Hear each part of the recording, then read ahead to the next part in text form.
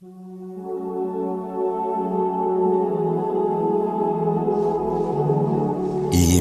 keltirib solih amallarni qilganlarga xushxabar beringki, ular uchun ostilaridan anhorlar oqib turuvchi bog'lar bordir.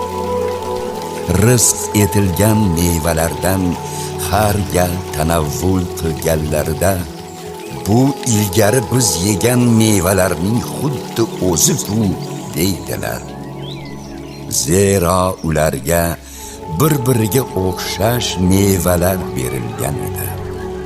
Yana ular uchun u yerda pokiza xotinlar bordir va ular u yerda abadiy qoluvchilardir.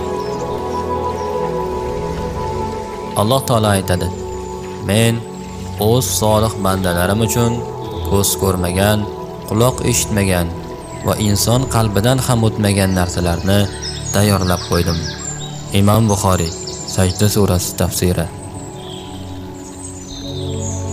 Iymon keltirgan va solih amallarni qilganlarni esa abadiy yashaladigan, ostidan anhorlar oqib turadigan bog'lar jannatga kiriturmiz. Ular uchun u yerda pokiza juftlar bor va ularni qalin soyalarga kiriturmiz. Imom Buxoriy rivoyati. Jannatga kiradigan birinchi guruh oydin to'lin oydek nur sochib turadi. Ulardan keyin kiruvchilar esa osmonda eng yorqin yulduzdek bo'ladi. Taqvolilar uchun va'da qilingan jannatning misoli, uning ostida anhorlar doimo joriy, mevalari va soyalari boqiydir. Bu taqvo qilganlarning oqibati mukofotidir. Kofirlarning oqibati esa do'zaxdir.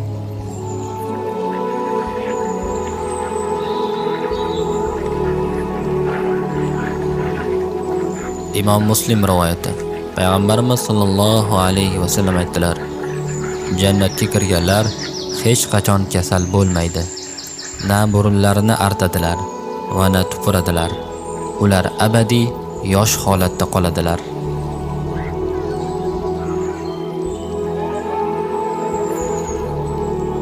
Taqvodorlar esa albatta jannatdagi bog'lar va buloqlardadirlar. U yerga sog' salomat, tinch omon kiringiz deydi. Biz jannatdagi so'rilarda birodar bo'lib, bir-birlariga yuzma-yuz o'tirganlarning dillaridagi gina va adovatlarni chiqarib tashlaganmiz. U joyda ularga charchoq yetmas va ular u joydan chiqariluvchi ham emaslar. Ey Muhammad, bandalarimga bildirib qo'yingki, albatta g'afur, kechirimli va rahimli zot mening o'zimdir.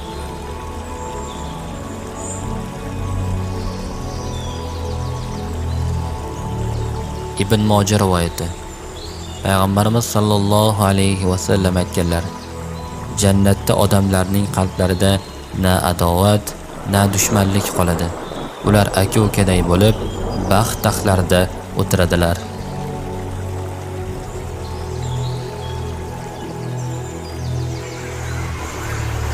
Taqvoli zotlar uchun va'da qilingan jannatning misoli, sifati budir.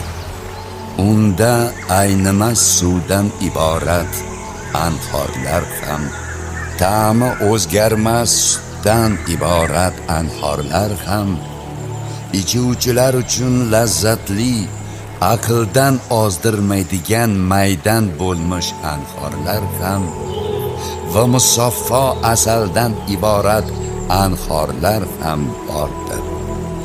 Ular uchun u joyda barcha mevalardan bordir va u joyda Parvardigorlari tomonidan mag'firat bordir.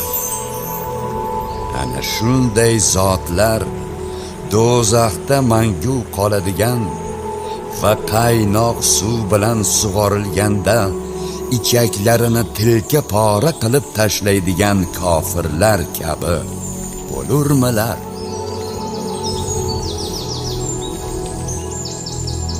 Cheksiz tinchlik maskani. Payg'ambarimiz sollallohu alayhi va sallam jannatni shunday ta'riflaganlar: unda g'am ham, qo'rquv ham bo'lmaydi va har qanday orzu-istaklar to'liq ro'yobga chiqadi.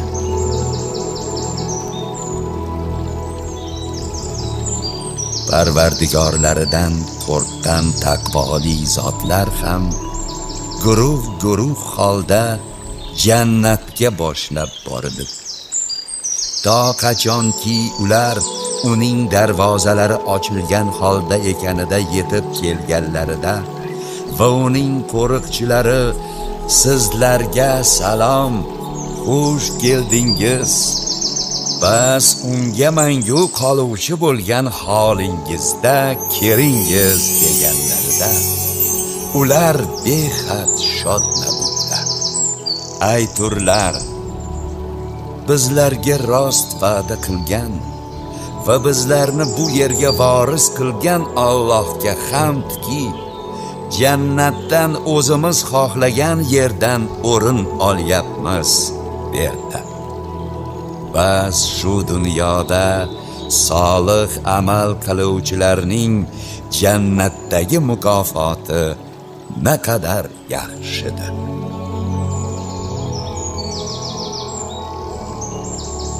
Ular u joyda so'rilarga yastangan hollarida o'tirurlar. U joyda quyosh haroratini ham, zamharir qish sovug'ini ham ko'rmaslar.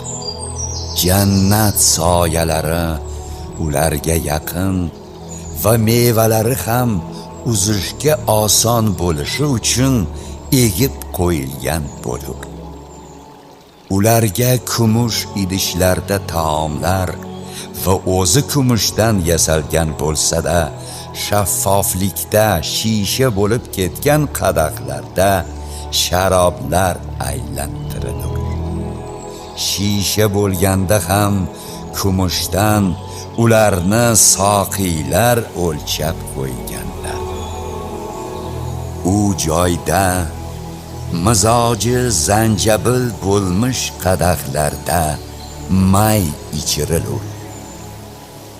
U yerdagi chashmaning nomi Salsabil deb atalur. Ularning ustida mangu yosh xodimlar xizmat qilib aylanib tururlarki, ularni ko'rganingizda sochib yuborilgan durlar deb o'ylarsiz. U joyga qaraganingizda noz ne'matlarni va katta podshohlikni ko'rursiz. Ustlarida yashil ipak va shoyi liboslar bo'lib, ular kumush bilaguzuklar bilan bezangan bo'lurlar va Parvardigorlari ularga pok sharob ichirur. Albatta bu sizlar uchun mukofot va sizlarning sa'y harakatlaringiz Alloh nazdida maqbuldir.